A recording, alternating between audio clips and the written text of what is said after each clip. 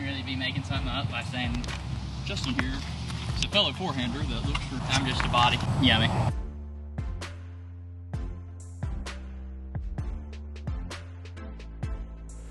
Yummy.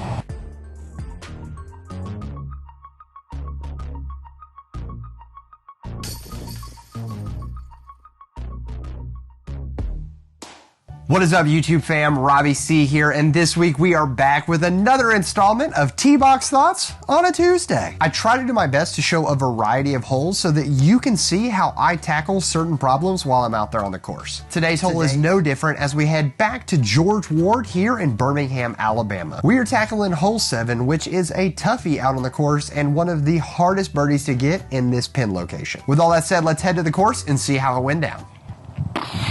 What is up, y'all? We are back out here, George Ward, hole 7, with one of those holes that is all about positioning. Coming in at 389 feet, this hole does not feel like it is the longest hole that's ever existed, but due to the protection surrounding the green, it is so difficult to find a clear look at the basket. Not only do you have to clear the power line, but you also have to contend with this line of trees that slices the fairway right down the middle, and then an OB sidewalk protecting the second part of the hole. And if you thought that was difficult, there's a low ceiling on pretty much every single approach shot to the green if you don't land in the right space. With that in mind, the simple question is, what are we throwing on this hole? Our first options come from Justin, one of the Birdie fan members, who is a forehand dominant player. If you also love your forehand shot, let me know in the comment below. The ideal landing zone, without feeling like you're getting too greedy, is next to the D pin location at 343 feet. Justin's safe forehand option is going left of those divider trees, but he has to pick something with enough stability to guarantee that it's going to fight back and not go too straight. If he doesn't pick something with enough stability, sure, it's going to go far, but it's going to go far and straight, rather than stepping up to something with way more stability like a rive and letting it just simply fade into that ideal perfect landing zone. I do think the forehand's a valid option, but for me, I like to go with the backhand right down the middle. My first option is a Champion Valkyrie. This understable disc I can flip up to flat and just let it ride straight down the middle. However, going too straight is going to bring that divider tree line into play, and I'm not only going to have to hit a window through those trees, but I'm also going to have to contend with that low ceiling, thus eliminating the Valkyrie. I'm going to go with one of the Garrett Girthy Halo Wraiths. Why I love this disc is because I love throwing Wraiths in general, but this overstable version of the Wraith, I know that I can throw it flat and hard into the middle open of the fairway, and it has enough stability that it's just going to fade its way over to that ideal landing zone at 343 feet. While I can throw a fairway driver 343 feet, I want to make sure that I'm throwing it comfortably. So this Halo Wraith should hopefully get me there without feeling like I got to stretch it too hard or too far. Easier said than done. Let's see how it plays out. All right, the key here is that I want to throw it flat and I want to throw it out into that open space. Another thing I'm going to do to help myself is make sure that I'm using my Teebox geometry to set myself up on that wide right hang. It's nice and easy and minimal pressure because I'm not going for a birdie, I'm going for a par, and the only thing that's going to get me in for the birdie is if I throw an amazing drive and a fantastic upshot. Pressure is off, so let's just throw a nice, easy drive.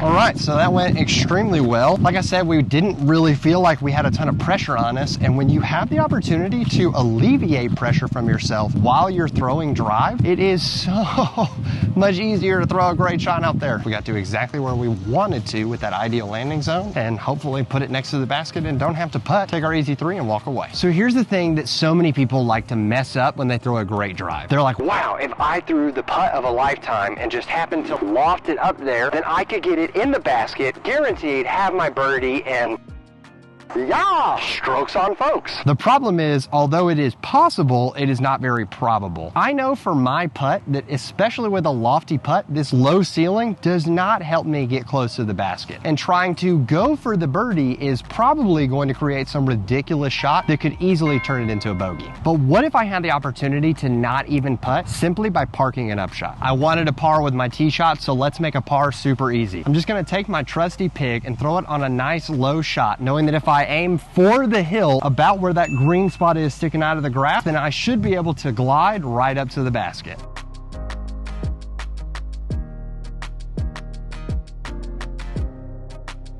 I don't have to be afraid of it because I know I can make putts, but I prefer to not have to putt, especially when we threw the drive we want. We took a challenging placement hole through 2 shots that we wanted to throw, and now we have a drop-in par. So let's go close it out. Trash Panda Mini, because there's no reason we can't save the planet and save strokes.